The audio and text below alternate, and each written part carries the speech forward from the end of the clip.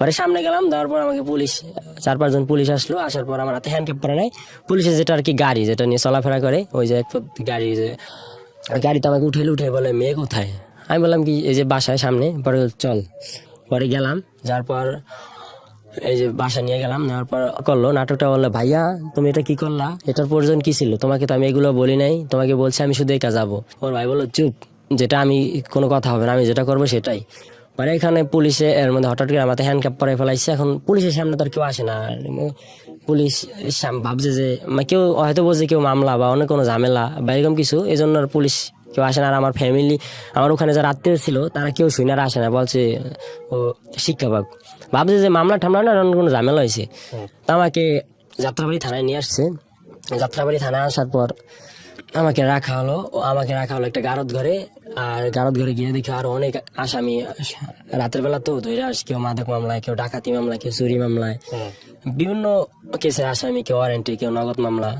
আমি তো কখনো এগুলো জানি না, আমাকে ধরে আনা হলো। এর মধ্যে বলি আমাকে থানা আনার পর আমাকে ওসির সামনে নিল। ওসির সামনে নেওয়ার পর বলে কিরে তুই এত শোক নাকা, হিরন টিরন খাস নাকি, মানে আমি কিছুই বলতেছি না, আমি শুধু শুনতেছি যে কি বলতেছে এগুলা। বলার পর বলছে ওই যে ওসিটার নামটা বলতে চাচ্ছি না, ওসিটা হয়েছে মাদারীপুরেরই, ওর বাড়ি। বলতেছে দাদা এই যে আমার বোনকে নিয়ে আসে, এখন ওদেরকে বলতেছে এই তুমি এটা হিন্দু মেয়ে হয়ে কেন একটা মুসলিম ছেলে আসলা। ও বলছে যে ওর নগদ বলতেছে যে আমি জানতাম না যে ও মুসলমান, জানলে আমি আসতাম না। মানে সম্পূর্ণ দোষগুলো আমার দিতেছে, যে আমাকে ঠকাইছে। কিভাবে ঠকাইছে ওসি জিজ্ঞেস করলো, বললো যে ও মুসলিম, কিন্তু আমাকে বলছে ও হিন্দু। কিন্তু এভাবে কখনো কথাই হয় না যে হিন্দু কে মুসলিম। আমার কাছে 2000 টাকা ছিল, আমাকে ওসি রুম থেকে বের হয়ে এক কনস্টেবল ছিল, কনস্টেবল আমার পকেট থেকে হাতে আমার টাকাগুলো নিয়ে গেছে। এটা নেওয়ার পর আমাকে গারদ ঘরে নেওয়া হলো। আমার পয়েন্টে বেল ছিল, হাতে ঘড়ি ছিল, এগুলা সব নিয়ে গেছে। নেওয়ার পর আমার প্যান্টটা ছিল একটু ঢোলা, প্যান্টটা খুলে পড়তেছে। তো আমি থানার ভিতরে ওই রাতটা ছিলাম, রাতে এত পরিমাণ মশা আর ফ্লোরে ঘুমাইতে দিছে। তো সেপ্টেম্বর মাস তখন মোটামুটি শীতেই, থানার ভিতরে আর একদম ফুল মশা। তো আমাকে গ্রেপ্তার করা হলো সেপ্টেম্বরের 21 তারিখে। তো আর থানার ভিতরে গেলে এখন আমার কোনো মামলা হয় নাই। তো ওই রাতটা রাখলো, ওই দিনটা রাখলো, রাখার পর আমাকে রাতে খাবার দেয় না, সকালবেলা খাবার দিয়েছে ভাত আর ওই যে কি যেন একটা মাছ, এত পরিমাণ ঝাল। আমি আর ভাত টাত খেয়ে আমার টেনশন, আমি শুধু কান্না করতেছি। কান্না পর এক পুলিশের রিকোয়েস্ট করে আমার এক পকেটে 100 টাকা ছিল, ওই টাকাটা পুলিশকে 100 টাকা দিয়ে বললাম কি আচ্ছা আমার মাকে একটু ফোন দিয়ে বলেন যে এই অবস্থা। আমার মা নাকি ফোনে ধরে না, যাই হোক ফোন ধরে নাই। পরে বিকাল 3টা বাজে, 3টা, 3:30, 4টা নাগাদ মাদারীপুর থেকে হাজনিয়া ওর এক চাস্তো ভাই আসছে, আর 2টা পুলিশ আসছে, আর একটা দারোগা আসছে, আর একটা মহিলা পুলিশ আসছে। আইসা বলছে যে তোমাদেরকে মাদারীপুর নেওয়া হবে। আমি বললাম কেন? তোমার মামলা হইবে মাদারীপুর থানায়। এখন আমার মামলা হয় নাই বলছে। আমি বললাম আমি আর কিছুই বলতেছি না, আমার হাতে হ্যান্ডকাপ পরালো পিছন দিক দিয়ে, হ্যান্ডকাপ পরে এক হাইজের ভিতরে ভরলো, আমাকে বসালো সামনে। পরে মাদারীপুর নিয়ে গেল, মাদারীপুর থানায় নিল। নেওয়ার পর মাদারীপুর যাইতে যেতে বাজে গেছে রাত 2টা। পর পুলিশে বলে কি সাকিব তুমি কি খাওয়া দাওয়া করছো? আমি বললাম কি না। পরে পুলিশে দেখলাম 2টা পরাটা আর একটা ডিম নিয়ে আসছে। আমি বললাম আমি তো খাই নাই, আমি 3 দিন মতো কিছু খাইতেছি না। পরে সকালবেলা ঘুমাই পড়ছি ফ্লোরের ভিতরেই, ঘুম থেকে উঠছে 9টা বাজে। 9টা বাজার পর পুলিশ আসলো, আসার পর আমাকে বের করলো। বের করার পর ওসি সামনে নিল। ওসি আমাকে জিজ্ঞেস করে কি হয়েছে এই সেই। পরে আমার সাথে আবার ওই যে বাসায় যে আমাদের বিবাহ হয়েছিল, যে এপিটুপিট, তারপর কোর্ট ম্যারেজের কাগজ, ওইটার কাগজের ফটোকপি, ওইটা কাগজটা আমার কাছে ছিল। তো ওইটা দেখার পর পুলিশে দেখলো, ওই যে মাদারীপুর থানার ওসি দেখলো। দেখার পর বলছে তোমরা বিবাহ করছে সেই। বললো কি যে ঠিক আছে। ওকে জিজ্ঞেস করলো ও কি তোমাকে জোর করে নিছে, সাকিবকে তোমাকে জোর করে নিছে? তখন বলছে যে না নেয় নাই। পরে আমাকে বল তুমি কি জোর করে নিছো? পরে আমি বললাম কি না, একটা মেয়েকে আমি কিভাবে মাদারীপুর থেকে ঢাকা জোর করে নিই, এটা কিভাবে সম্ভব হয়? পরে বললাম ও আচ্ছা, সেটা আদালতে দেখা যাবে। পরে আমি আর কিছু বলি না। পরে বলছে ওকে নিয়ে যা। এরপর আমার নামে মামলা করলো। আমি তো জানি না কি মামলা করছে। পরে সকালবেলা আমার মামাকে ফোন দিয়েছি, আমার মামা আসলো। মামা আসার পর আমার মামার সাথে এক নানা ছিল মাদারীপুরের, উনি আমার নানা আসলো। আসার পর আমাকে নিল, যে ওইখানে মামলা করে আর কি, ওই অফিসটায় নিল। নেওয়ার পর আমার ওই যে নানা আসলো, আইসা বললো ওকে গ্রেপ্তার করছেন কেন? পরে বলো না মামলা আছে, কি মামলা? পরে বলে নারী শিশু নির্যাতন দমন ট্রাইব্যুনাল আইনের 7-30-9-1 অপহরণ নির্যাতন ধর্ষণ, এই মামলা করলো। পরে বললাম ও আচ্ছা ঠিক আছে। পরে আমাকে কোর্টে চালান দিল। কোর্টে চালান দেওয়ার পর গারদঘরে পাঠাইলো। গারদঘরে পাঠানোর পর তখন তো মোটামুটি করোনা ছিল। করোনা আসামিদেরকে ম্যাজিস্ট্রেটের সামনে উঠানো হয় না, যদি কোনো বিশেষ প্রয়োজন হয় তাহলে 2-1 মিনিটের জন্য উঠানো হয়, না তো না। আমাকে আর কোর্টে উঠানো হয় নাই। আমার বিরুদ্ধে কি জবানবন্দি দিছি, কি বলছে আমি সেটা সঠিক জানি না। তো আমাকে সন্ধ্যাবেলা আমাকে চালান দিবে জেলে। তো এর মধ্যে দেখি কি আমার ভাই মা ফ্যামিলির ভিতরে যত আত্মীয় স্বজন আছে ওরা সবাই যে কোর্টের গেটে দাঁড়াই আছে, সবাই বলতেছে ওই ছেলে ওই ছেলে ওই ছেলে। পরে আমি ওদিকে তাকাই না, আমি মাস্ক পরা ছিলাম, আমি পিছন দিকে তাকিয়ে আমাকে আসামিদের একটা গাড়ি থাকে, নির্দিষ্ট একটা গাড়ি, ওই গাড়িতে উঠানো হয়। ওই গাড়িতে উঠাইয়া আমাকে মাদারীপুর জেলা কারাগারে পাঠিয়ে দেওয়া হয়। জেলা কারাগারে পাঠায় 23 তারিখে। 24 তারিখে জেলে সকালবেলা ঘুম থেকে উঠি। 23 তারিখে পাঠানোর পর রাত তখন বাজে 10টা বাজে আমাকে গোসল করানো হয়। গোসল করানোর পর আমি রাতে ঘুমাই ফুল একদম বিশাল একটা রুমের ভেতরে 40-50 জন আসামি রাখি। তো সকালবেলা ঘুম থেকে উঠানোর পর আমাকে বলে যে তোমার কেস টেবিলে যেতে হবে। আমি বললাম কেস টেবিল কি, আমি তো কিছুই বুঝতেছি না। কেস টেবিলে আমাকে কেস টেবিলে নিল। কেস টেবিলে বসানোর পর আমাকে চুল কাটতে হয়। তো ওই মেশিন দিয়ে একদম সম্পূর্ণ জিরো, আমার অনেক দাড়ি ছিল, অনেক চুল ছিল, সবগুলো কাইটা ফেলানো হয়। কাইটা ফেলানোর পর সকালবেলা ছবি তোলার পর আমার কেস টেবিলে বসায় 4-4 জন করে বসায়। ওটাকে বলে ফাইলে বসো, জেলের ভাষা আর কি বলে ফাইলে বসো। ওকে বসলাম। বসার পর আমরা একসাথে 26 জন আসামি একদিনে চালান দিছে। তো বসার পর 24 তারিখে দেখলাম প্রথমে আসলো জেলার আসার পর আমাকে আমার সবার নাম ঠিকানা জিজ্ঞেস করলো। তো জেলার যাওয়ার পর আসলো সুপার আসার পর সুপার গেল। পরে আমাদেরকে বলে যার ওয়ার্ড, জেলখানায় বলে ওয়ার্ড। আর তিনটা ওটা তো মাদারীপুর তো ছোট জেলা কারাগার, ওটার 3টা বিল্ডিং, একটা হচ্ছে পদ্মা, একটা মেঘনা, একটা যমুনা, আর একটা হচ্ছে মহিলা ওয়ার্ড, আর একটা কিশোর ওয়ার্ড। তো আমাকে রাখা হয়েছে কিশোর ওয়ার্ডে। পদ্মা বিল্ডিং এরই নিচে একটা ওয়ার্ড আছে, রুম আছে, ওটার ভিতরে 70 জনের মতো ছেলে রাখছে, শুধু 21-21 নিচে যত ছেলে। তো আমার হাতে একটা জন্মদিনের কাগজের মতো একটা কাগজ দিল, ওইটার ভিতরে নাম ঠিকানা, পিতার নাম, মাতার নাম, বাবার নাম, গ্রাম, থানা, জেলা, বয়স সবকিছু লেখা। ওইটার নাম হচ্ছে কেস কার্ড বা কেস টিকিট যেটাই বলে। এক কয়াদি আছে চিফ রাইটার, উনি আমাকে দিল। তারপর এটাই বললো যে এটা কখন হারাতে পারবা না, এটা হারাইলে তুমি কিন্তু জেলের ভিতরে চলতে ফিরতে পারবে না, এটাই জেলের মূল সম্বল, এটা ছাড়া জেলে কিছু হয় না। পরে আমি তো কিছু জানি না, আমি শুধু কান্না করতেছি। পরে ওই জেলে ঢোকার তারপরের দিন আমাকে জেলে পাঠাইছে বৃহস্পতিবার। তো আমি শুক্রবার তো সকালে এই যে এইগুলা হইলো। শনিবার দিন ফোনে কথা বলতে দিবে, 5 মিনিট কথা বলা যাবে, 5 টাকার বিনিময়ে। কিন্তু আমার কাছে তো কোনো টাকা নেই, জেলখানায় কোনো নগদ, ওই জেলে অন্য জেলে জানি না নগদ টাকা চলে কিনা, ওই জেলে কোনো নগদ টাকা চলে না, বাইরে থেকে টাকা দিতে হয়। পিসি কার্ড, ওটা বলে পিসি কার্ড, নির্দিষ্ট একটা কার্ড আছে, ওই কার্ডটার ভিতরে টাকা জমা থাকে। আর একটা ক্যান্টিন আছে, ওই ক্যান্টিনে গিয়ে খাবার খাইতে হয়, আর ওই কার্ড থেকে টাকা কাইটে নেওয়া হয়। তো আমি এক ভাইয়ের সাথে পরিচয় হয়েছে, ভাইকে বললাম ভাই আমি একটু কথা বলবো, আমার তো টাকা নাই। পরে উনি বলে আচ্ছা ঠিক আছে। পরে ওনার কার্ড দিয়ে আমাকে কথা বলাই দিল। আমি আমার মাকে ফোন দিয়ে অনেক কান্নাকাটি করলাম। মামাকে বললো বাবা যাই হোক, আমি তো আমার কান্নাকাটি করার পর তুই কোনো টেনশন করিস না, যাওয়ার হইবে আমি তোকে বের করে ফেলাম, তুই কোনো কান্নাকাটি টেনশনই করিস না। পরে রবিবার দিন দেখি 2টা ওকালতনামা আসলো, একটা জজ কোর্টের, একটা ম্যাজিস্ট্রেট কোর্টের। পরে আমি সিগনেচার দিয়ে দিলাম ওকালতনামায়। পরে আমাকে আর কোর্টে কখনো উঠানোই হয় নাই। ম্যাজিস্ট্রেট করে নাকি জামিন চাইছে 4-5 বার, আমাকে জামিন দেয় নাই। তারপর জজ করে জামিন চাইছে, জজ করে জামিন দেয় নাই। এভাবে এক করে 7-8 বার জামিন চাওয়া হয়েছে। মাদারীপুরের সবচেয়ে বড় উকিল, সে উকিল দিয়ে অনেক ট্রাই করছে, অনেক টাকা হয়েছে, অনেক টাকা নষ্ট করছে। আমার আম্মু তো এই সব কিছু। কতদিন জেলে ছিলেন? 10 মাস 10 দিন। তারপর বের হওয়ার পরে কি হলো? আপনি কি ডিভোর্স দিতে পারছেন না পারেন নাই? তার সাথে কোনো আমার যোগাযোগই হয় না। 10 মাস 10 দিন জেল খেটে বের হয়েছেন। হ্যাঁ, 10 মাস 10 দিন আমাকে কোর্ট থেকে, আমার মাদারীপুর থেকে কোনো জামিনই দেয় নাই। পরে আমি তো খুব টেনশনে যে আমার 10 মাস 10টা দিন হয়ে গেল। আমি আর ইন ডিটেইল যাচ্ছি না, আমি শুধু একটা জিনিস আপনাকে কয়েকটা জিনিস কোশ্চেন করি, সেটা হচ্ছে মেয়েটার সঙ্গে আপনার এরপর আর কোনো যোগাযোগই হয় নাই? যোগাযোগ হয় নাই। ওর ভাই আমাকে কল দিয়েছিল বের হওয়ার পর। আপনার মামলা এখনো চলমান? হ্যাঁ মামলা চলমান, এখন হাজিরা দিতেছি। এখনো হাজিরা দিচ্ছেন? প্রত্যেক মাসে আমার হাজিরা, আমার পক্ষে সম্ভব হচ্ছে না। এই হাজিরার সময় ওরা আসে না? ওরা কোর্টে আসে না। আপনার চার্জশিট হয়েছে? হ্যাঁ, চার্জ গঠন হয়েছে। চার্জশিটের দিয়ে দিছে, সাবমিট করেছে? চার্জশিট দিছে মামলার 3 মাস পরে, আর মামলার চার্জ গঠন হয়ে গেছে। আমাকে কোর্টের যে পিপি উনি জিজ্ঞেস করছে, আপনি কি নারী শিশু নির্যাতন দমন ট্রাইব্যুনাল আইনের 7-9 এত ধারায় আপনি জনাব আগস্টে পিতা মৃত্যু আর মামলা করছে, মামলার বাদী হয়েছে ওর মা, ওর মার নাম হচ্ছে ঘোষ, উনি নিজে বাদী হয়ে আমার নামে মামলা করছে। হ্যাঁ, তো আপনাকে কি বলেছে? বলছে আপনাকে 7-30-9 ধারায় নারী শিশু নির্যাতন দমন ট্রাইব্যুনাল আইনের অধরা ঘোষকে আপনি তার ইচ্ছার বিরুদ্ধে জোর করে অপহরণ করে ধর্ষণ করছেন। আপনি কি নির্দোষ না দোষী? দোষী না নির্দোষ? আমি বললাম যে নির্দোষ। আপনি কি এর বিচার চান? পরে আমি বললাম হ্যাঁ। বলে ঠিক আছে। এরপরে এখন আপনি রেগুলার হাজিরা দিচ্ছেন? আমি রেগুলার হাজিরা দিচ্ছি। কেন বললেন আজকে এই গল্পটা? আমি কোনো কিছু মন্তব্য করতে চাই না, আমি শুধু জিজ্ঞেস করি কেন বললেন।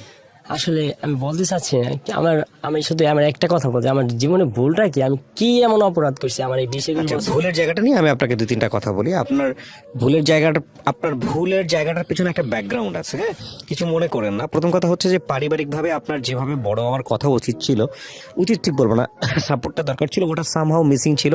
যেহেতু আপনি বাবাকে বলছেন যে আপনি আসলে সে অর্থ দেখেনি নেই, সো ওই সাপোর্টটা ছিল না।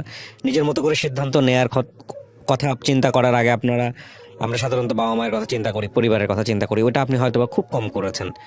আর দ্বিতীয় কথা হচ্ছে বিয়ে একটা খুব গুরুত্বপূর্ণ সিদ্ধান্ত জীবনের জন্য।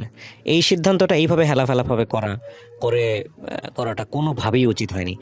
একটা মেয়ে সে ইমোশনালি ধর্ম চেঞ্জ করে আপনাকে বিয়ে করছে, আবার ইমোশনালি বের হয়ে যাচ্ছে, এই মেয়েটা বিয়ের পরে এরকম একটা ঘটনা ঘটালে সেটা আপনার জন্য কতটা ভয়ঙ্কর হতে পারে এটা তো চিন্তার বাইরে। এখন আপনার জন্য যে জেলটা যদি হয়ে যায়, আল্লাহ না করুক, কত বছর আপনাকে জেলে থাকতে হবে, কত বছর আপনাকে জেলের ঘানি টানতে হবে, একমাত্র আল্লাহ জানে। আমি জেল থেকে বের হয়ে আমি ভালো নেই। আমি 3-4 বার আত্মহত্যা করতে গেছি, আমি আত্মহত্যা করতে পারতে, আমার ফ্রেন্ডরা আমাকে বাঁচাইছে, আমার ফ্যামিলি আমাকে বাঁচাইছে। জানি না হঠাৎ করে কোনো একদিন শুনবেন যে আমি না, খবরের কাগজে আত্মহত্যা করাটা শিরোনাম কোনো হবে। সমাধান না। তবে এটা ঠিক যে আপনার গল্প থেকে অনেক কিছু শেখার আছে আমাদের, বিশেষ করে সোশ্যাল মিডিয়াতে এই ধরনের সম্পর্কে জড়ানোর আগে 100 বার চিন্তা করবেন যে কনজুগাল লাইফে আপনারা যাবেন কিনা। এটা খুবই গুরুত্বপূর্ণ একটা এপিসোড। জি, আপনি শিওর থাকেন, হয়তো খুব শীঘ্রই শুনে যাবেন যে খবরের ব্যাপারে হয়তো না শোনেন, শিরোনাম হবো আমি। না এটা শিরোনাম বা ওরকম কোনো কিছু হওয়াটা ইম্পর্টেন্ট না। শোনেন, জীবনটা না প্রত্যেকটা মানুষই একটা সার্টেন পিরিয়ড পর্যন্ত পৃথিবীতে বাঁচে। আপনি হয়তো একভাবে কষ্ট পাচ্ছেন, আরেকজন আরেকভাবে কষ্ট পাচ্ছে। এখন আমার এখন পরিস্থিতি একটু শুনেন। আমি বেতন পাই 10,000 টাকা, 10,000 টাকা 4,000 টাকা যায় খাবার বিল, তারপর আপনার 1500 টাকার মতো যায় বাসা ভাড়া, আমার মাসে 700 টাকার মতো দিতে হয় গাড়ি ভাড়া, আমার মাসে হাজিরা পরে সেখানে দিতে হয় 2,000 টাকা।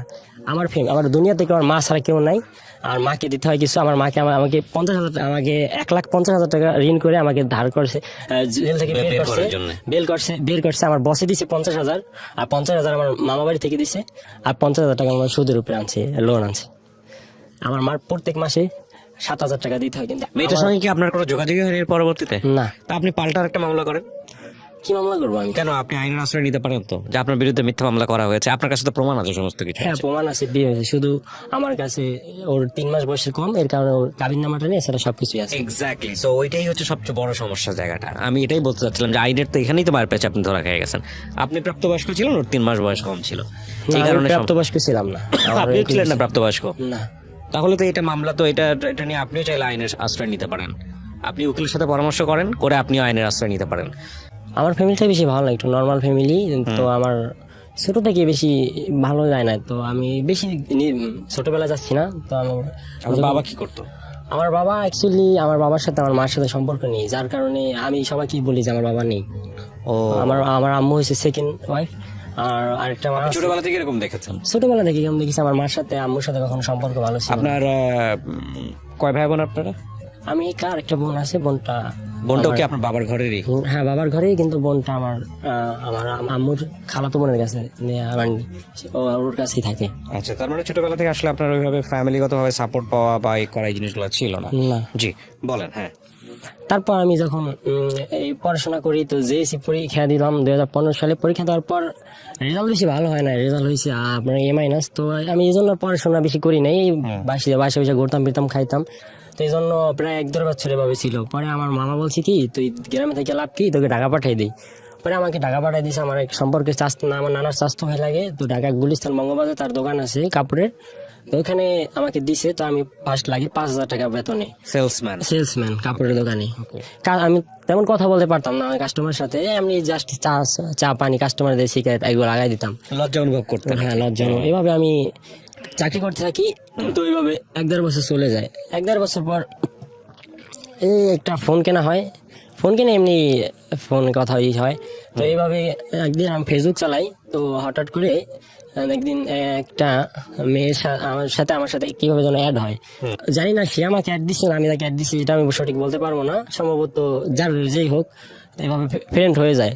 তো একদিন ওই মেয়েটা দেখি কি একটা ইলেকট্রিক স্মার্ট একটা ছেলের পিক দিয়ে ফেসবুকে পোস্ট দিছে, মাই লাইফ লাইন। পরে আমি কমেন্ট করলাম কি এটা তো ফেক পিক, আপনি লাইফ লাইন কিভাবে হয়? পরে বলছে আপনি কি প্রুফ দিতে পারবেন? পরে আমি বলছিলাম এই যে তার রিয়েল আইডি, ছেলেটা পাকিস্তান। পরে বলছে ও আচ্ছা। পরে দেখা বলার পরে ওর সাথে এভাবে আস্তে আস্তে পরিচয় হয়, এভাবে ফেসবুকে মেসেজ করা, আস্তে আস্তে ওর নাম্বারটা আনা হয়, নাম্বার আনা কথাবার্তা হয়। এক কথা বলতে বলতে অনেকদিন এমনি ফ্রেন্ডলি কথা হয়, নাম্বার আনা হয়, কথা বলা হয়। একদিন হঠাৎ করে আমি বলি কি আচ্ছা আমি তোমাকে কল দিব নাম্বারে। পরে বলে কি না, নাম্বার নেওয়া হয়েছে, নাম্বারে কল দিতে হবে না, আপনি মেসেঞ্জারে কল দেন। পরে তার একদিন আর ওই দিনকার কথা হয় না, তারপরের দিন কথা হয় না, তারপরের দিন আমাকে মেসেজ দিছে, কই আপনি নাকি কল দিলেন না তো। পরে কল দিলাম, তারপরের দিন আমি কল দিলাম, ডিউটি করে বাসায় এসে 10টার পরে গোসল টোসল করে খাওয়া দাওয়া করে কল দিলাম। পরে কথা হইতেছে, কথা বলতেছি, তো এইভাবে কিছুদিন কথা বলা হয়। তো সময়টা হয়েছে 19-এর লাস্ট 20-এর ফার্স্ট। এই সময় একদিন হঠাৎ করে আমি কল দিছি রাত প্রায় 12:30টার দিকে। পরে কথা বলতেছি, কথা বলার সময় হঠাৎ করে আমি বললাম কি আচ্ছা আপনার একটা পিক পেতে পারি? পরে বলছে কেন? আমি বললাম এমনি দেখবো। পরে দেয় নাই, পরের দিন পাঠাই দিছে। পরে পিকটা আমি দেখলাম, পিকটা দেখার পর আমি বললাম আপনি তো অনেক সুন্দর। পরে এইভাবে জিজ্ঞেস করলাম, এখন আমি জানি না তার বাড়ি কোথায়। পরে জিজ্ঞেস করলাম আপনার বাড়ি কোথায়? সে বললো আমার বাড়ি মাদারীপুর। আমি বললাম ও আচ্ছা ভালো। পরে এইভাবে কথা বলতে বলতে বলতে এক পর্যায়ে আমাদের মাঝে একটা রিলেশন হয়ে যায়। তো রিলেশন হয়ে যায়, কিন্তু ও তো হিন্দু আর আমি তো মুসলিম, কিন্তু ও জানে না যে আমি মুসলিম আর আমি জানি না ও হিন্দু, কারণ এই টপিক নিয়ে কখনো কথা হয় নাই। তো এইভাবে আস্তে আস্তে রিলেশনটা হয়ে যায়। রিলেশন হওয়ার পর বেশ কিছুদিন এভাবে যায়। যাওয়ার পর হঠাৎ করে একদিন আমি বললাম কি আচ্ছা আমি তোমার সাথে দেখা করবো। ও বলছে কখনো দেখা করেন নাই? না, এখনো দেখা করি না, এমনি ফোনে ভিডিও কলে কথা হয়। আমি বললাম, ও বললে আচ্ছা কোথায় দেখা করবো? তখন জানতেন আপনি ওর ধর্ম আলাদা, আপনার ধর্ম আলাদা? না, এখন আমি জানতাম না, তখনও জানতাম না। ওর নাম ও আমাকে বলছে পায়েল, কিন্তু ওর অরিজিনাল নাম হয়েছে অধরা ওরফে পিয়া। তো এইভাবে আমি বললাম কি আচ্ছা ঠিক আছে। পরে ও বলছে যে আচ্ছা তুমি শিবচর আসো। আমি বললাম শিবচরটা কোথায় আবার? পরে আমার এক ফ্রেন্ড আছে, ওর বাড়ি মাদারীপুর, ওকে জিজ্ঞেস করলাম। পরে আমি তখন তো আর পদ্মা সেতু হয় নাই, তখন আমি ওর সাথে দেখা করতে যাই। ও শিবচর 5 চর আসে। তো ওই দিনকে আমি প্রায় 9টার ভিতরে শিবচর গিয়ে পৌঁছাই। তো শিবচর গিয়ে পৌঁছানোর পর ওর সাথে এভাবে সারা প্রায় সকাল থেকে সন্ধ্যা পর্যন্ত ছিলাম। শিবচর, 5 চর, তারপর সূর্যনগর, আরো অনেক জায়গা আছে এই এলাকায়, রেস্টুরেন্টে ঘোরাফেরা হয়। তো ঘোরাফেরা আসার পর আমরা বাড়ি আসি, দুজন ওর বাড়ি চলে যায়, আমি ঢাকা এসে পড়ি। ঢাকা আসার পর একদিন হঠাৎ করে ওর সাথে আমি প্রায় 3-4 দিন আমি কথা বলা বন্ধ করে দিই। বন্ধ করে দেওয়ার পর আমি জাস্ট দেখতেছিলাম যে আমায় কতটা ভালোবাসে, কতটা মিস করে। হ্যাঁ, পরে দেখি যে 3-4 দিন পর ফোন দিয়ে কান্নাকাটি করতেছে সেই। তো এভাবে আরো রিলেশন হয়ে যায়। পরে আবার আরেকদিন দেখা করি, ওই শিবচরে গিয়া দেখা করে বাসায় আসি। তো বাসায় আসার পর হঠাৎ করে আমি ওর কাছে আমাদের মাঝে কিছু নেগেটিভ পিক আসা নেয়, ও আমার নেগেটিভ নেয়, আমি কিছু ওকে নেগেটিভ পিক দিই। এভাবে হয়। হওয়ার পর ও অ্যাকচুয়ালি অনেক ফোন, আমি বলতে চাচ্ছি না ডাইরেক্টলি, ফোনের ভিতরে ভিডিও কলে মানে অনেক অনৈতিক সম্পর্ক হয়। তো যাই হোক এভাবে কিছুদিন হয়ে, তো এর মধ্যে চলে আসছে ঈদ। তা রিলেশনটা আমি এখনো যাই না যে ও হিন্দু আর আমি যাই, ও জানে না আমি মুসলিম। গ্রামের বাড়ি যাই, গ্রামের বাড়ি যাওয়ার পর ঈদের 3-4 দিন পর, 3 দিন আর 4 দিন পর শুক্রবার আসে। আমি তো শুক্রবার নামাজ পড়তে যাবো, তো ওর সাথে কথা বলতে থাকি, কথা বলি। পরে কথা বলার পর 11টা বাজে ফোন কাটতে দিই। পরে আমি গোসল করতে যাই, গোসল করে নামাজ পড়তে যাবো, হঠাৎ করে ফোন দিছে। পরে আমি বললাম কি আচ্ছা তুমি রাখো, আমি নামাজে যাব। ও বলছে নামাজ মানে কি, তুমি কি বলতেছো এসব? আমি বলতেছি মানে কি, নামাজ পড়বো, আবার এখানে কি বলতেছি মানে কি? পরে বলছে তুমি নামাজ পড়বা কেন? ও আচ্ছা, এর মাঝে আমি কিছু কথা বলি। আমি মাঝে মাঝে ফোন দিলে ও জিজ্ঞেস করতো কেমন আছো, পরে বলতাম আলহামদুলিল্লাহ। ও বলতো আচ্ছা আলহামদুলিল্লাহ মানেটা কি, আমি কিছু বুঝতেছি না। আমি বলছিলাম আজব তো, আলহামদুলিল্লাহ মানে তো আলহামদুলিল্লাহ, আলহামদুলিল্লাহ মানে আমি ভালো আছি বা ভালো কিছু বা এরকম কিছু বোঝায়। পরে বলছো জানি না কি তুমি বলতেছো, কি বুঝে আমি বুঝি না। পরে আমি বললাম যে নামাজ যাবো। পরে বলছে, আচ্ছা বলছে কি আচ্ছা তুমি রাখো, তুমি কোথায় যেন যাবা যাও, ওখান থেকে এসে ফোন দিও। পরে আমি নামাজ পড়ে এসে ফোন দিলাম 2টা বাজে। ফোন দেওয়ার পর ও বলছে আচ্ছা একটা কথা বলবো। আমি বললাম কি? পরে বললো যে আচ্ছা তুমি কি হিন্দু না মুসলিম? পরে আমি বললাম আমি মুসলিম, কেন তুমি কি? পরে বললো ও কান্নাকাটি শুরু করে দিয়েছে। পরে আমি বললাম কান্নাকাটি মানে কি, আমি তুমি কি? আমি তো হিন্দু। পরে দুজনের ভিতরে অনেক কান্নাকাটি হয়। পরে ও বললো যে তুমি আমাকে আগে বলো নাই কেন? আমি বললাম যে তুমি আমাকে আগে বলো নাই কেন? তারপর এইভাবে আর ও আমার নাম্বার, আমার যত বড় ফেসবুক, ইমো, হোয়াটসঅ্যাপ, তারপর যেখানে মানে সম্ভব ইন্টারনেটের বা ফোন নাম্বার সব ব্লক লিস্টকে ফেলাই দেয়। পরে আমি 2-3 বার ফোন দেওয়ার ট্রাই করি, পরে আরো ফোন দেয় না, রেসপন্স করে না। পরে একদিন 10-15 দিন পর ও আমাকে হঠাৎ করে ফোন দিছে। ফোন দিয়ে বলতেছে কি আচ্ছা যাই হয়েছে আমি তোমাকে বলতে কখনো পারবো না, আমি প্রয়োজনে আমার ধর্ম ত্যাগ করবো না। ও আমাকে বলে তুমি ধর্ম ত্যাগ করে হিন্দু হয়ে যাও। আমি বললাম কি দেখো এটা আমার পক্ষে কখনো সম্ভব না, প্রয়োজনে এইটা কি কখনো হয়? আর আমরা কি কোনো সেলিব্রিটি বা এরকম কিছু যে আমরা একটু সাধারণ ঘরের ছেলে, এগুলো কখনো আমাদের আশপাশের লোকজন মানবে না, বন্ধু বান্ধব মানবে না, এটা কখনো সম্ভবই না। পরে এভাবে এমনি জাস্ট কথা বলতে থাকি ফ্রেন্ডলি। পরে ও কি আচ্ছা আমি মুসলিম হয়ে যাব। পরে কয় আমরা চলো বিয়ে করি। পরে আমি বললাম কি দেখো বিয়ে করব, আমি মাত্র জব করি 7-8-9 হাজার টাকা বেতন, এটা কিভাবে সম্ভব? পরে ও কান্নাকাটি করতেছে, এই সেই আত্মহত্যা করবে, এই হাত কাটে, এই করে পাগলামি শুরু করছে, পাগলামি করে। তারপর আমি বললাম কি যে আমি বিয়ে করব, দেখো বিয়ে করতে ঢাকা বাড়িতে বাসা ভাড়া নিতে হয়, বাসা ভাড়া আগে অ্যাডভান্স করতে হয়, তারপর আমরা অনেক একটা বাসার জিনিসপত্র কিনতে হয়। তো আমার কাছে তো কিছুই নেই, আর আমি যা স্যালারি পাই তো আমি নিজে চলতে পারি না, আর আমার ফ্যামিলি ব্যাকগ্রাউন্ড বেশি ভালো না, আমার মা ছাড়া দুনিয়াতে কেউ নেই, আমার মাকে কিছু টাকা দিতে হয়, কিন্তু আমি এই 8,000 টাকা থেকেই যা পাই ওখান থেকে আমি বাসে আমি নিজে চলি আর আম্মুকে কিছু দেই। পরে ও বললো কি আচ্ছা আমি তোমাকে টাকা দিতেছি। ও বললো কি আমার হাতে একটা স্বর্ণের আংটি আছে, এই আংটিটা আমি কুরিয়ার করে পাঠাই। আমি বললাম যে কুরিয়ার করে আবার কিভাবে পাঠাবা? পরে বলছে তুমি দেখো। পরে সকালে বলছে, পরে বিকালে করলো কি ওই আংটিটা নাকি বিক্রি করছে ওর এই যে মাদারীপুরের স্বর্ণকার পট্টি না কোথায় যেন বিক্রি করে আমাকে বল তুমি বিকাশ নাম্বার দাও। পরে বিকাশ নাম্বার দিলাম, পরে ও 8,000 টাকা পাঠাইছে। টাকা পাঠানোর পর আমি টাকাটা আমার কাছে রেখে আমি আবার ওর ঘুরেতেছি, বলছি আজকে না কালকে, কালকে না পরশু, দেখো হবে না কখনো। এই ও বুঝ মানেই না, কান্নাকাটি করে পাগলামি করে এই সেই, কিন্তু এভাবে কান্নাকাটি করে। পরে এর মধ্যে আবার আমরা একদিন দেখা করি, দেখা করতে আমি বলি কি আচ্ছা আমি গাড়িতে বাড়ি যাব। পরে বললাম আচ্ছা ঠিক আছে তুমি আসলে আসো আমরা দেখা করি। ও বললো কোথায়? মাদারীপুর। তো ও বলে আচ্ছা আমি ওখানে আসো, আমি তুমি ওখান থেকে নাইমো, ওখানে আমরা দেখা করি। পরে ওখানে 1-1.5 ঘন্টা দেখা হয়। পরে ওইখান থেকে আমি বাড়ি চলে যাই, বাড়ির থেকে আবার এর মাঝে চলে আসি কোরবানির ঈদ। কোরবানির ঈদে আমি কোরবানির আগে ছিল লকডাউন, তো কোরবানির 6-7 দিন আগে সম্ভবত লকডাউনটা খুলে দিচ্ছে, আমার স্মরণ নেই। তো ওই সময় আর কি ও বলতেছি আচ্ছা এই লকডাউন যাক, লকডাউন গেলে আমরা এই যে কোরবানির পর আমরা তুমি একটা টাইম বের করো, ওই দিনকে আমরা বিয়ে করবো। পরে বললাম কি আচ্ছা ঠিক আছে। তো এইভাবে কোরবানি আসার পর আমি দোকান থেকে কিছু টাকা বেতন পাই, কিছু বোনাস পাই, মিলে জিলে প্রায় 70-80 হাজার টাকা বোনাস পাই। তা আমি আমি প্রত্যেক বাড়ি গিয়ে আমার আম্মুকে আমার হাতে 5-7 হাজার টাকা রেখে আম্মুকে দিয়ে দেয়। কিন্তু ওই ফির আমি আম্মুকে মাত্র 10,000 টাকা দিয়ে বলছি কি এবার তো লকডাউন গেছে, বসের ব্যবসা বেশি ভালো যায় না, এই জন্য আমাকে বেশি টাকা দেয় নাই, যে তোমাকে এইটাই দিলাম। পরে বলছে আচ্ছা ঠিক আছে। পরে আমি বাড়িতে সবসময় বাড়ি গেলে প্রায় 10-15 দিন থাকি, কিন্তু আমি 2 দিন থাকি বলছি কি যে লকডাউন ছিল তো মার্কেট বন্ধ ছিল, এর জন্য ঈদের পর তাড়াতাড়ি লকডাউনে দোকান খুলবে, তো আমি ঢাকা যাই গিয়া। পরে কয় কি রে কি হয়েছে? পরে আমি ঢাকা এসে পড়ছি, আইসা ও তো বিয়ে করার জন্য পুরো প্যারা দিতেছে। পরে আমি আমার এক ফ্রেন্ডকে বললাম কি দেখ এরকম একটা বিষয়। পরে ও বলে তুই বিয়ে করবি কর, আমি দেখতেছি। পরে আমি যার কাছে বলি যে মেয়ে হিন্দু, আমি ছেলে, কেউ আমাকে সাপোর্ট দিতেছে না, কিন্তু আমি নিজেই বেশি বলছি, নিজেই তেরামি করে আমি নিজেই বিয়ে করতে। আমি নিজেই রাজি, বাকি সবাই রাজি? হ্যাঁ বাকি সবাই রাজি না। আমি যাকেই বলছি বিষয়টা দেখ, আমার বন্ধু বান্ধব যায়, আমি কিন্তু আমার ফ্যামিলিকে আমি কখনো বলি নাই, কিন্তু এমনি ফ্রেন্ড যা ক্লোজ আছে তাদের কাছে বলছি।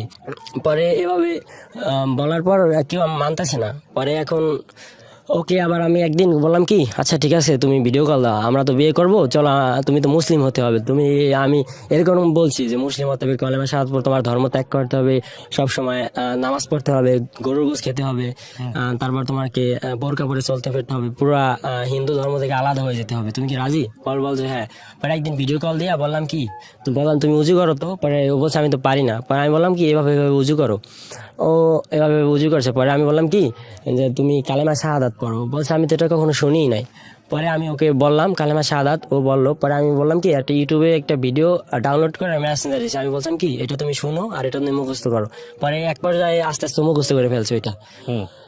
পরে আমি এখন বিষয়টা আমি কারো কাছে আর বলতে পারতেছি না যে হিন্দু মেয়েকে আমি বিয়ে করবো, এখন আমি কি করতে পারি। পরে আমি ইউটিউবে একটা ভিডিও দেখে লিখলাম কি যে হাউ টু কোড ম্যারেজ।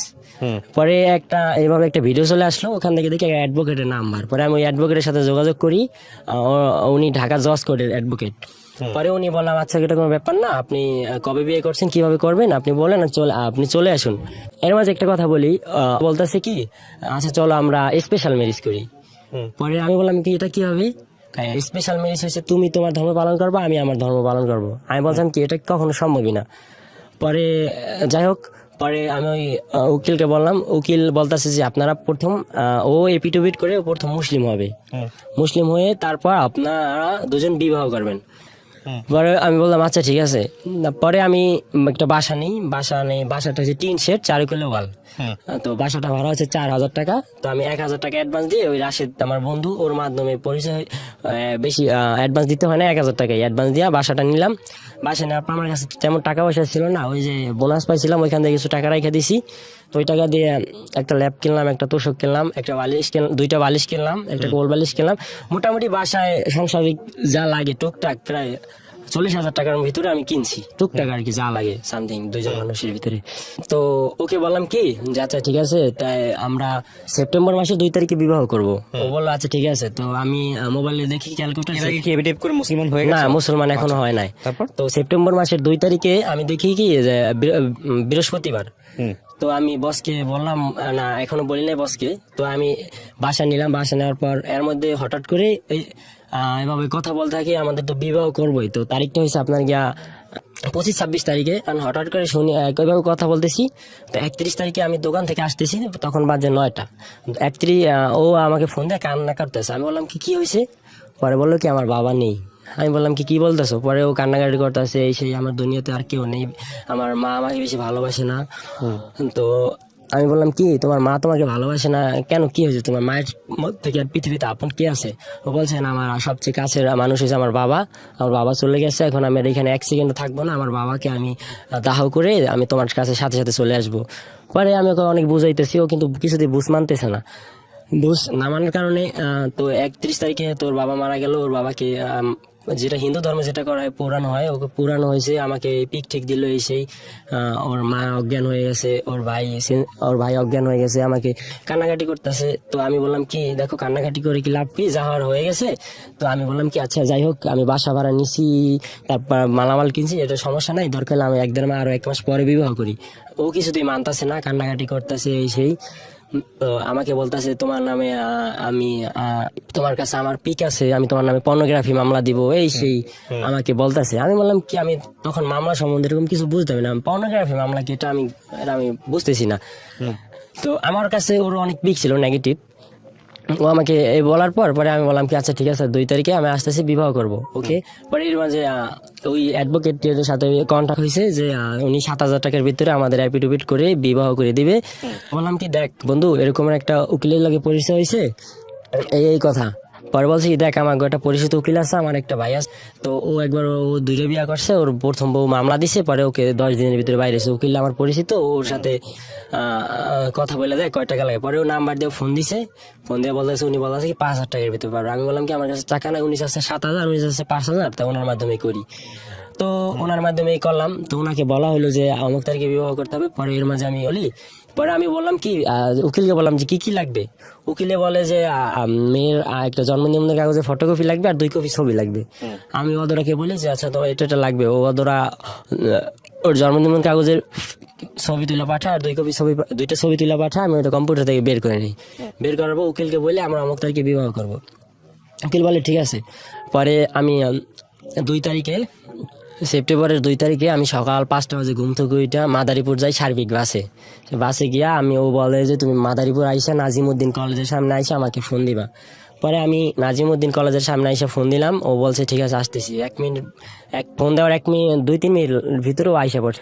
তো ও আসছে, আসার পর ঢাকার উদ্দেশ্যে রওনা হই। তো ঢাকা আসি আস্তে আস্তে হয়ে যায় অনেক লেট, প্রায় 3টা বেজে যায়। পরে আমি উকিলকে ফোন দিলাম, মামা আমরা তো আইসা পড়ছি, আপনি কোথায়? পরে বলছে উনি বললো কি আপনি ন্যাশনাল হাসপাতালের সামনে ওই সোজা বার ভবন, আপনি বার ভবনে সরাসরি ঢুকে যান। পরে বার ভবনে গেলাম। এর আগে তো আমি অধরার জন্মদিনের কাগজের ফটোকপি, তারপর 2 কপি ছবি, আমার জন্মদিনের কাগজের ফটোকপি 2 কপি ছবি দিছি। উনি সবকিছু রেডি করে রাখছে এপিডেভিট, শুধু আমাদের সিগনেচারের বাকি। তো আমরা ঢোকার পর উনি আসলো, একটা কাজী নিয়ে আসছে। এখন উনি বলছে সাক্ষী আনছেন। পরে আমি আমার 2-3টা ফ্রেন্ডকে ফোন দিলাম, ওদের নামগুলো আমি বলতে চাচ্ছি না। তো ওরা আসলো, আসার পর বললো কি উজু করাতে হবে। পরে আমি তো উজু করতে পাই না। পরে আমি বাথরুমে গেলাম, 2জন গিয়া ওকে আমি উজু করাইলাম, আমি নিজে উজু করলাম। পরে ওকে কলেমা পড়ালো। কলেমা পড়ানোর পর কলমাটাকে পড়াইছে? কলেমাটা পড়াইছে হুজুরে। একটা হুজুর আসছে আর একটা কাজী সাহেব আসছে। বয়স কত ছিল বিয়ের আগে?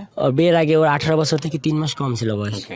তো হুজুর আসলো আমাদের, তারপর কাজী সাহেব আসলো।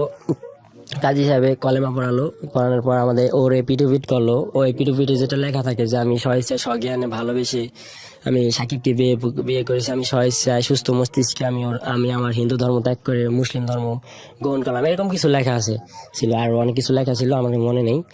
কোর্ট কাবিন যেটা বলে, কোর্ট ম্যারেজ, যেটা কোর্টের ওটা হয়ে গেছে। পরে কাজী সাহেব বললো কি দেখো, ওরও তো বয়স 18 হয় নাই, তোমার বয়স 21 হয় নাই। তো তোমার বয়স 21 হলো, তোমার বয়স জন্মদিন কাগজ 21 হয় না। আর ওর বয়স যদি 18 হয়, ওর বয়স জন্মদিন কাগজ অনুযায়ী 18 হয় নাই। ওর বয়স 3 মাস বাকি আছে, তুমি 3 মাস পর আমার কাছ থেকে কাবিন নামাটা নিয়ে নিও। পরে আমি বললাম আচ্ছা ঠিক আছে। পরে এইভাবে বিয়ে হয়ে গেল। বিয়ে হওয়ার পর আমরা বাসায় এসে আমরা রায়সা বাজার মোড় থেকে ওখান থেকে একটা রিক্সা নিয়ে একদম শনি একরা বাসা নিই।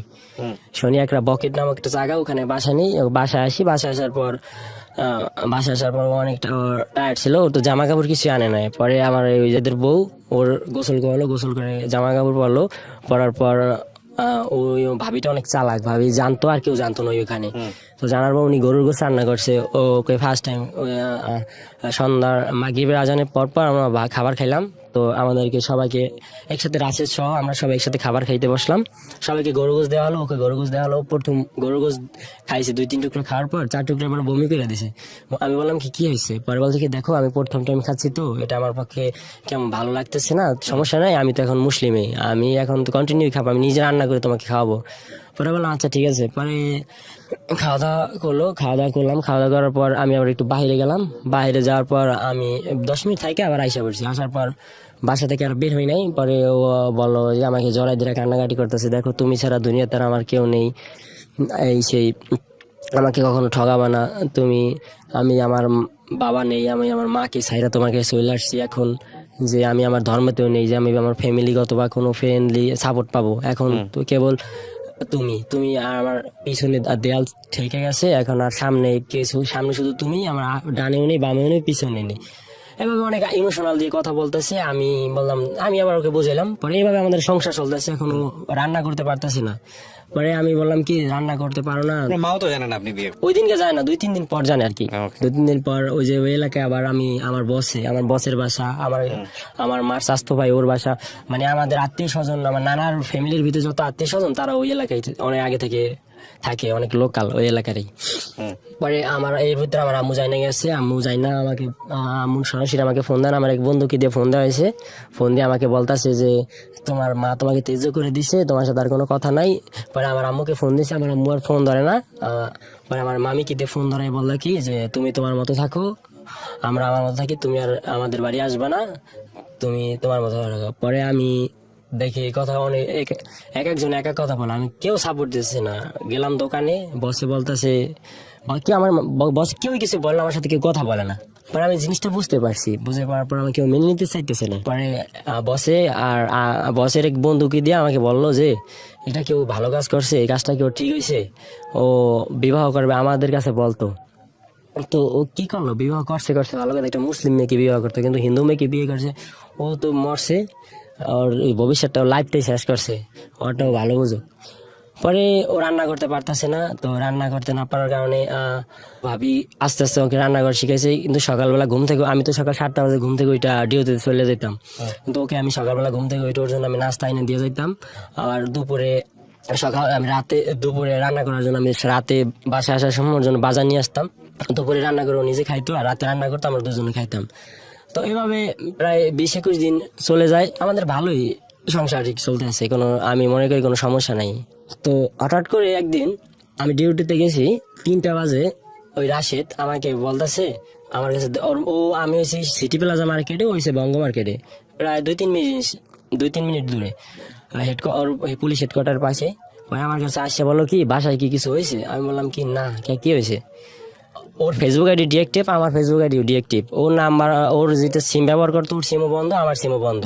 আর ওর একটা ফোন আছিল, ওই ফোনের সিম, ওর যে ফোনের সিম, ওই সিম দুইটা আমি নিয়ে আসছি, আমার কাছেই ছিল, আর আমার সিমও বন্ধ। আমি নতুন একটা সিম নিছি, ওর ফোন আছে। পরে ও বলতেছি কি তোমার ফোনটা আমার কাছে দিয়ে যাও, আমার এখানে থাকতে ভালো লাগে না, আর তুমি ফোন এমনি দিয়ে যাও। কিন্তু আমার কেমন একটু সন্দেহ হইতেছে, এই জন্য আমি ওর ফোন বাসায় দিতেছি না।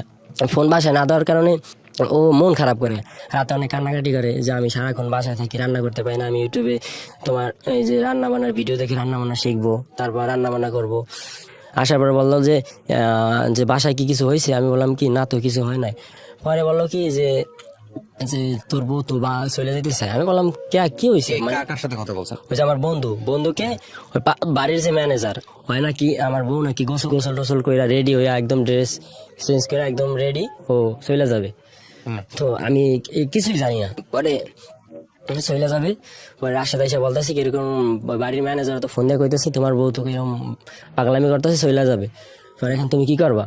পরে আমি বললাম চলে যাবে মানে? পরে আমি বসেরে বললাম কি, আমি দোকানে ছিলাম, বসেরে বললাম কি আমি একটু প্রসাব করবো, এই কয়া প্রসাবের কথা কই আমি সোজা চলে আসি। কিন্তু আমার দোকান বন্ধ হয় 9টা বাজে, কিন্তু আমি 3টা বাজেই চলে আসছি।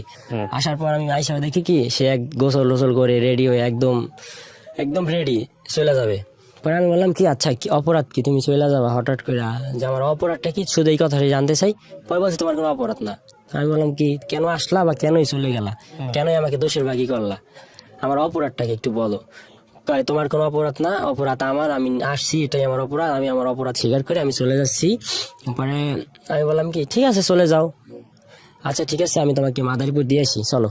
পরে বলছে যে না আমার যেতে হবে না, আমার ভাই আসতেছে। আমি বললাম কি তোমার ভাই আসতেছে মানে? আমার ভাই আসতেছে, আমার ভাইয়ের সাথে চলে যাব। পরে বাড়ির যে ম্যানেজার আন্টি বললো আন্টি কি হয়েছে? পরে বললো কি দেখো তোমাদের ওই বাড়ির পাশের বাসায় আরেক বাড়িতে টিন শেড বাড়ি, তো ওখানে টিন শেড বাড়ি। পরে ওখানে একটা হিন্দু মহিলা ছিল, ওই হিন্দু মহিলার কাছে ও মনে হয় গেছে। তো হিন্দু মহিলা ওকে বুঝাই টুজাইয়া যে কি কইছে না কইছে, ওই হিন্দু মহিলা নাকি মারে ফোন দিছে, এই যে পরে ওর মায়ের নাকি ওর ভাইরে পাঠাইতেছে। পরে বললাম ও আচ্ছা। পরে আমি মানে কি করবো, আমার মাথায় কোনো কাজ করতেছে না, পুরা মাথা হ্যাং হয়ে গেছে। পরে আমি আর ওকে বাধা দিলাম না, ওকে একটা গালিও দিলাম না, ওকে একটা কিছু খারাপ কথা বললাম না, ওকে একটু থাপ্পড়ও দিলাম না। আমি বললাম ঠিক আছে চলে যাও। পরে আমি রাশেদকে বললাম রাশেদ কি করবো এখন?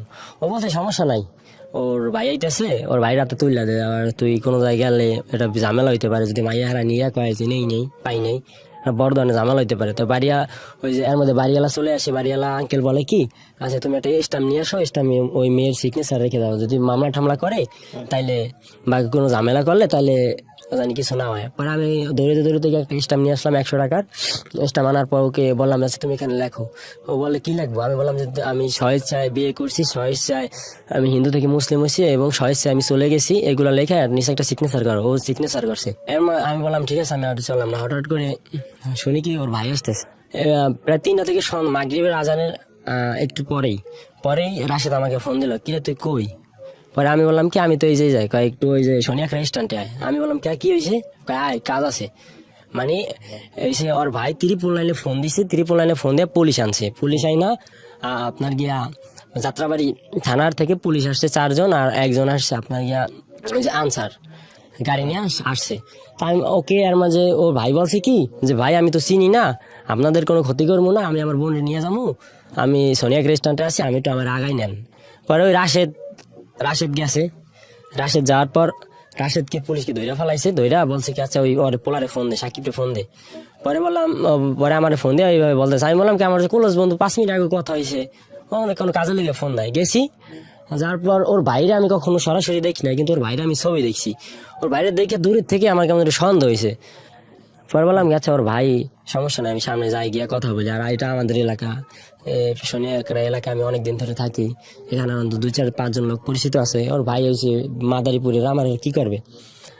তো গেলাম, যাওয়ার পর আমাকে পিস দিয়ে ওর ভাই রাশেদ ফোন দিয়ে সামনে আসছি। আসার পর এই যে পুলিশে আপনার আনসার আমাকে পিস দিয়ে কলার ধরছে। পরে কলার ধরার পর আমি বললাম সারেন, আপনি এটা আনসার হয়ে আমার ধরতেছেন, আমার কি অপরাধ কি? পরে গেল তোমার কি অপরাধ তুমি 2 মিনিট পর বুঝবা। পরে সামনে গেলাম, যাওয়ার পর আমাকে পুলিশ 4-5 জন পুলিশ আসলো। আসার পর আমার হাতে হ্যান্ডক্যাপ পরে নাই, পুলিশের যেটা আর কি গাড়ি যেটা নিয়ে চলাফেরা করে, ওই যে গাড়িতে আমাকে উঠে বলে মেয়ে কোথায়? আমি বললাম কি এই যে বাসায় সামনে। পরে চল, পরে গেলাম, যার পর এই যে বাসা নিয়ে গেলাম, নেওয়ার পর করলো নাটকটা, বললো ভাইয়া তুমি এটা কি করলা, এটার প্রয়োজন কি ছিল? তোমাকে তো আমি এগুলো বলি নাই, তোমাকে বলছি আমি শুধু একা যাবো। ওর ভাই বললো চুপ, যেটা আমি কোনো কথা হবে না, আমি যেটা করবো সেটাই। পরে এখানে পুলিশে এর মধ্যে হঠাৎ করে আমাদের হ্যান্ডক্যাপ পরে ফেলাইছে। এখন পুলিশের সামনে তো আর কেউ আসে না, পুলিশ ভাবছে যে কেউ হয়তো বলছে কেউ মামলা বা অনেক কোনো ঝামেলা বা এরকম কিছু, এই জন্য আর পুলিশ কেউ আসে না। আর আমার ফ্যামিলি, আমার ওখানে যারা আত্মীয় ছিল তারা কেউ শুনে আর আসে না, বলছে ও শিক্ষা পাক, ভাবছে যে মামলা ঠামলা না অন্য কোনো ঝামেলা হয়েছে। তা আমাকে যাত্রাবাড়ি থানায় নিয়ে আসছে। যাত্রাবাড়ি থানায় আসার পর আমাকে রাখা হলো একটা গারদ ঘরে। আর গারদ ঘরে গিয়ে দেখি আরো অনেক আসামি, রাতের বেলা তো ধরে আসে, কেউ মাদক মামলায়, কেউ ডাকাতি মামলায়, কেউ চুরি মামলায়, বিভিন্ন কেসের আসামি, কেউ ওয়ারেন্টি, কেউ নগদ মামলা। আমি তো কখনো এগুলো জানি না, আমাকে ধরে আনা হলো। এর মধ্যে বলি আমাকে থানা আনার পর আমাকে ওসির সামনে নিল। ওসির সামনে নেওয়ার পর বলে কিরে তুই এত শুকনা কা, হিরণ টিরন খাস নাকি? মানে আমি কিছুই বলতেছি না, আমি শুধু শুনতেছি যে কি বলতেছে এগুলা। বলার পর বলছে ওই যে ওসিটার নামটা বলতে চাচ্ছি না, ওসিটা হয়েছে মাদারীপুরেরই, ওর বাড়ি। বলতেছে দাদা এই যে আমার বোনকে নিয়ে আসে, এখন ওদের কে বলতেছে এই যে তুমি এটা হিন্দু মেয়ে হয়ে কেন একটা মুসলিম ছেলে আসলা? ও বলছে যে ওর নগদ বলতেছে যে আমি জানতাম না যে ও মুসলমান, জানলে আমি আসতাম না। মানে সম্পূর্ণ দোষগুলো আমার দিতেছে যে আমাকে ঠগাইছে। কিভাবে ঠগাইছে ওসি জিজ্ঞেস করলো, বললো যে ও মুসলিম, কিন্তু আমাকে বলছে ও হিন্দু। কিন্তু এভাবে কখনো কথাই হয় না যে হিন্দু কে মুসলিম। আমার কাছে 2000 টাকা ছিল, আমাকে ওসি রুম থেকে বের হয়ে এক কনস্টেবল ছিল, কনস্টেবল আমার পকেট থেকে হাতে আমার টাকাগুলো নিয়ে গেছে। এটা নেওয়ার পর আমাকে গারদ ঘরে নেওয়া হলো। আমার পয়েন্টে বেল ছিল, হাতে ঘড়ি ছিল, এগুলা সব নিয়ে গেছে। নেওয়ার পর আমার প্যান্টটা ছিল একটু ঢোলা, প্যান্টটা খুলে পড়তেছে। তো আমি থানার ভিতরে ওই রাতটা ছিলাম, রাতে এত পরিমাণ মশা আর ফ্লোরে ঘুমাইতে দিছে। তো সেপ্টেম্বর মাস, তখন মোটামুটি শীতেই, থানার ভিতরে আর একদম ফুল মশা। তো আমাকে গ্রেপ্তার করা হলো সেপ্টেম্বরের 21 তারিখে। তো আর থানার ভিতরে গেলে এখন আমার নামে কোনো মামলা হয় নাই। তো ওই রাতটা রাখলো, ওই দিনটা রাখলো, রাখার পর আমাকে রাতে খাবার দেয় না, সকালবেলা খাবার দিয়েছে ভাত আর ওই যে কি যেন একটা মাছ, এত পরিমাণ ঝাল। আমি আর ভাতটা খেয়ে আমার টেনশন, আমি শুধু কান্না করতেছি। কান্না পর এক পুলিশে রিকোয়েস্ট করে আমার এক পকেটে 100 টাকা ছিল, ওই টাকাটা পুলিশকে 100 টাকা দিয়ে বললাম কি আচ্ছা আমার মাকে একটু ফোন দিয়ে বলেন যে এই অবস্থা। আমার মা নাকি ফোনে ধরে না, যাই হোক ফোন ধরে নাই। পরে বিকাল 3টা বাজে, 3টা, 3:30, 4টা নাগাদ মাদারীপুর থেকে হাজনিয়া ওর চাস্তো ভাই আসছে, আর 2টা পুলিশ আসছে, আর একটা দারোগা আসছে, আর একটা মহিলা পুলিশ আসছে। আইসা বলছে যে তোমাদেরকে মাদারীপুর নেওয়া হবে। আমি বললাম কেন? তোমার মামলা হবে মাদারীপুর থানায়। এখন আমার নাই, মামলা হয় নাই বলছে। আমি বললাম আমি আর কিছুই বলতেছি না, আমার হাতে হ্যান্ডক্যাপ পরালো পিছন দিক দিয়ে, হ্যান্ডক্যাপ পরে এক হাইজের ভিতরে ভরলো, আমাকে বসালো সামনে। পরে মাদারীপুর নিয়ে গেল, মাদারীপুর থানায় নিল। নেওয়ার পর মাদারীপুর যাইতে যেতে বাজে গেছে রাত 2টা। পর পুলিশে বলে কি সাকিব তুমি কি খাওয়া দাওয়া করছো? আমি বললাম কি না। পরে পুলিশে দেখলাম 2টা পরাটা আর একটা ডিম নিয়ে আসছে। আমি বললাম আমি তো খাই নাই, আমি 3 দিন মতো কিছু খাইতেছি না। পরে সকালবেলা ঘুমাই পড়ছি ফ্লোরের ভিতরেই, ঘুম থেকে উঠছে 9টা বাজে। 9টা বাজার পর পুলিশ আসলো, আসার পর আমাকে বের করলো। বের করার পর ওসি সামনে নিল। ওসি আমাকে জিজ্ঞেস করে কি হয়েছে এই সেই। পরে আমার সাথে আবার ওই যে বাসায় যে আমাদের বিবাহ হয়েছিল, যে এপিটুপিট, তারপর কোর্ট ম্যারেজের কাগজ, ওইটার কাগজের ফটোকপি, ওইটা কাগজটা আমার কাছে ছিল। তো ওইটা দেখার পর পুলিশে দেখলো, ওই যে মাদারীপুর থানার ওসি দেখলো, দেখার পর বলছে তোমরা বিবাহ করছে এই সেই। বললো কি যে ঠিক আছে। পরে ওকে জিজ্ঞেস করলো, ও কি তোমাকে জোর করে নিছে, সাকিবকে তোমাকে জোর করে নিছে? তখন বলছে যে না, নেয় নাই। পরে আমাকে বল, তুমি কি ওকে জোর করে নিছো? পরে আমি বললাম কি না, একটা মেয়েকে আমি কিভাবে মাদারীপুর থেকে ঢাকা জোর করে নিই, এটা কিভাবে সম্ভব হয়? পরে বললাম ও আচ্ছা, সেটা আদালতে দেখা যাবে। পরে আমি আর কিছু বলি না। পরে বলছে ওকে নিয়ে যা। এরপর আমার নামে মামলা করলো। আমি তো জানি না কি মামলা করছে। পরে আমার সকালবেলা আমার মামাকে ফোন দিয়েছে, আমার মামা আসলো। মামা আসার পর আমার মামার সাথে এক নানা ছিল মাদারীপুরের, উনি আমার নানা আসলো। আসার পর আমাকে নিল, যে যে ওইখানে মামলা করে আর কি, ওই অফিসটাই নিল। নেওয়ার পর আমার ওই যে নানা আসলো, আইসা বললো ওকে গ্রেপ্তার করছেন কেন? পরে বললো না, মামলা আছে। কি মামলা? পরে বলে নারী শিশু নির্যাতন দমন ট্রাইব্যুনাল আইনের 7-30-9-1 অপহরণ, নির্যাতন, ধর্ষণ, এই মামলা করলো। পরে বললাম ও আচ্ছা ঠিক আছে। পরে আমাকে কোর্টে চালান দিল। কোর্টে চালান দেওয়ার পর গারদঘরে পাঠাইলো। গারদঘরে পাঠানোর পর ওখান তখন তো মোটামুটি করোনা ছিল। করোনা আসামিদেরকে ম্যাজিস্ট্রেটের সামনে উঠানো হয় না, যদি কোনো বিশেষ প্রয়োজন হয় তাহলে 2-1 মিনিটের জন্য উঠানো হয়, না তো না। আমাকে আর কোর্টে উঠানো হয় নাই। আমার বিরুদ্ধে কি জবানবন্দি দিছি, কি বলছে আমি সেটা সঠিক জানি না। তো আমাকে সন্ধ্যাবেলা আমাকে চালান দিবে জেলে। তো এর মধ্যে দেখি কি আমার ভাই মা ফ্যামিলির ভিতরে যত আত্মীয় স্বজন আছে ওরা সবাই যে কোর্টের গেটে দাঁড়াই আছে, সবাই বলতেছে ওই ছেলে, ওই ছেলে, ওই ছেলে। পরে আমি ওদিকে তাকাই না, আমি মাস্ক পরা ছিলাম। আমি পিছন দিকে তাকিয়ে আমাকে আসামিদের একটা গাড়ি থাকে, নির্দিষ্ট একটা গাড়ি, ওই গাড়িতে উঠানো হয়। ওই গাড়িতে উঠাইয়া আমাকে মাদারীপুর জেলা কারাগারে পাঠিয়ে দেওয়া হয়। জেলা কারাগারে পাঠায় 23 তারিখে। 24 তারিখে জেলে সকালবেলা ঘুম থেকে উঠি। 23 তারিখে পাঠানোর পর রাত তখন বাজে 10টা বাজে, আমাকে গোসল করানো হয়। গোসল করানোর পর সকাল আমি রাতে ঘুমাই। ফুল একদম বিশাল একটা রুমের ভেতরে 40-50 জন আসামি রাখি। তো সকালবেলা ঘুম থেকে উঠানোর পর আমাকে বলে যে তোমার কেস টেবিলে যেতে হবে। আমি বললাম কেস টেবিল কি, আমি তো কিছুই বুঝতেছি না। কেস টেবিলে আমাকে কেস টেবিলে নিল। কেস টেবিলে বসানোর পর আমাকে চুল কাটতে হয়। তো ওই মেশিন দিয়ে একদম সম্পূর্ণ জিরো। আমার অনেক দাড়ি ছিল, অনেক চুল ছিল, সবগুলো কাইটা ফেলানো হয়। কাইটা ফেলানোর পর সকালবেলা ছবি তোলে। ছবি তোলার পর আমার কেস টেবিলে বসায়, 4-4 জন করে বসায়।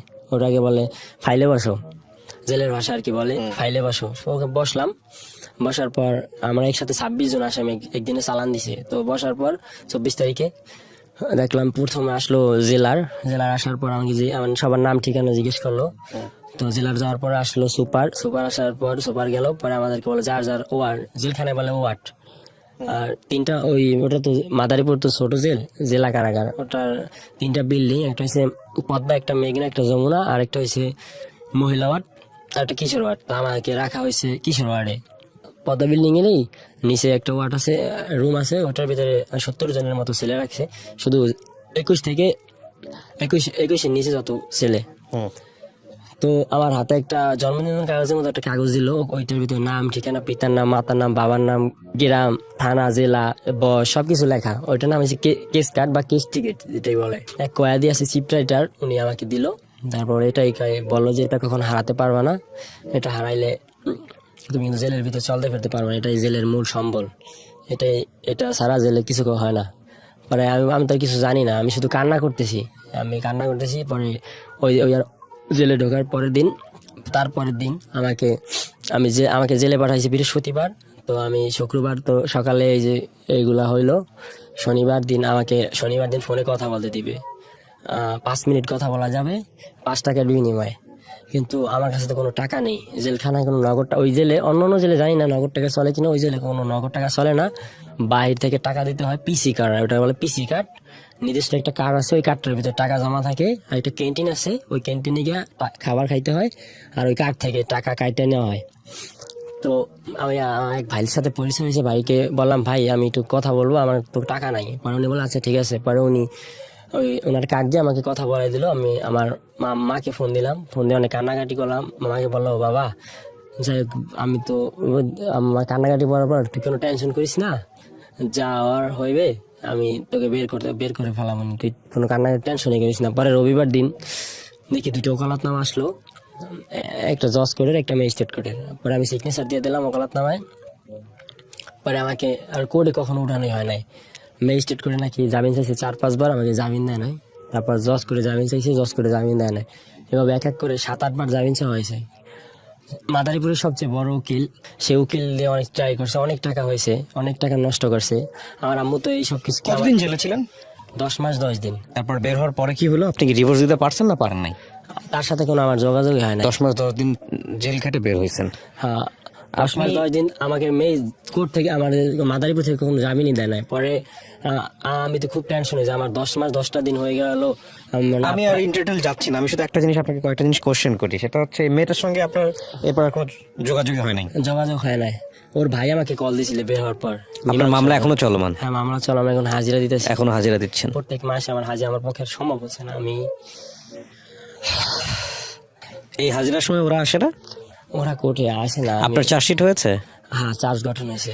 চার্জশিটের দিয়ে দিছে, সাবমিট করেছে? চার্জশিট দিছে মামলার 3 মাস পরে, মামলার চার্জ গঠন হয়ে গেছে। আমাকে কোর্টের যে পিপি উনি জিজ্ঞেস করছে, আপনি কি নারী শিশু নির্যাতন দমন ট্রাইব্যুনাল আইনে 7-9-1 এত ধারায় আপনি জনাবা আগস্টে পিতা মৃত্যু আর মামলা করেছে, মামলার বাদী হয়েছে ওর মা। ওর মার নাম হচ্ছে ঘোষ, উনি নিজে বাদী হয়ে আমার নামে মামলা করছে। হ্যাঁ, তো আপনাকে কি বলেছে? বলছে আপনাকে 7-30-9-1 ধারায় নারী শিশু নির্যাতন দমন ট্রাইব্যুনাল আইনের অধরা ঘোষকে আপনি তার ইচ্ছার বিরুদ্ধে জোর করে অপহরণ করে ধর্ষণ করছেন। আপনি কি নির্দোষ না দোষী? দোষী না নির্দোষ? আমি বললাম যে নির্দোষ। আপনি কি এর বিচার চান? পরে আমি বললাম হ্যাঁ। ঠিক আছে। এরপরে এখন আপনি রেগুলার হাজিরা দিচ্ছেন? আমি রেগুলার হাজিরা দিচ্ছি। কেন বললেন আজকে এই গল্পটা? আমি কোনো কিছু মন্তব্য করতে চাই না, আমি শুধু জিজ্ঞেস করি কেন বললেন। আসলে আমি বলতে চাচ্ছি না, আমি শুধু আমার একটা কথা বলছি, আমার জীবনে ভুলটা কি, আমি কি এমন অপরাধ করছি আমার এই বিষয়গুলো। ভুলের জায়গাটা নিয়ে আমি আপনাকে 2-3টা কথা বলি। আপনার ভুলের জায়গাটার পিছনে একটা ব্যাকগ্রাউন্ড আছে, হ্যাঁ, কিছু মনে করেন না। প্রথম কথা হচ্ছে যে পারিবারিকভাবে আপনার যেভাবে বড় হওয়ার কথা উচিত ঠিক বলবো না, সাপোর্টটা দরকার ছিল, ওটা সামহাও মিসিং ছিল। যেহেতু আপনি বাবাকে বলছেন যে আপনি আসলে সে অর্থ দেখেনি নেই, সো ওই সাপোর্টটা ছিল না। নিজের মতো করে সিদ্ধান্ত নেয়ার কথা চিন্তা করার আগে আমরা সাধারণত বাবা মায়ের কথা চিন্তা করি, পরিবারের কথা চিন্তা করি, ওটা আপনি হয়তো বা খুব কম করেছেন। আর দ্বিতীয় কথা হচ্ছে বিয়ে একটা খুব গুরুত্বপূর্ণ সিদ্ধান্ত জীবনের জন্য। এই সিদ্ধান্তটা এইভাবে হেলাফেলাভাবে করাটা কোনোভাবেই উচিত হয়নি।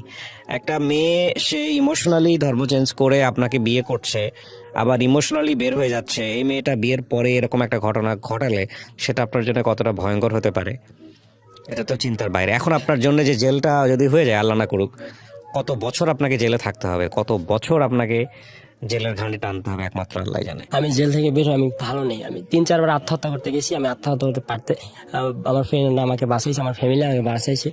জানি না হঠাৎ করে কোনো একদিন শুনবেন যে আমি না, খবরের কাগজে আত্মহত্যা করাটা শিরোনাম কোনো হবে। সমাধান না। তবে এটা ঠিক যে আপনার গল্প থেকে অনেক কিছু শেখার আছে আমাদের, বিশেষ করে সোশ্যাল মিডিয়াতে এই ধরনের সম্পর্কে জড়ানোর আগে 100 বার চিন্তা করবেন যে কনজুগাল লাইফে আপনারা যাবেন কিনা। এটা খুবই গুরুত্বপূর্ণ একটা এপিসোড। জি, আপনি শিওর থাকেন, হয়তো খুব শীঘ্রই শুনে যাবেন যে খবরের ব্যাপারে হয়তো শিরোনাম হবো আমি। না, এটা শিরোনাম বা ওরকম কোনো কিছু হওয়াটা ইম্পর্টেন্ট না। শোনেন, জীবনটা না, প্রত্যেকটা মানুষই একটা সার্টেন পিরিয়ড পর্যন্ত পৃথিবীতে বাঁচে।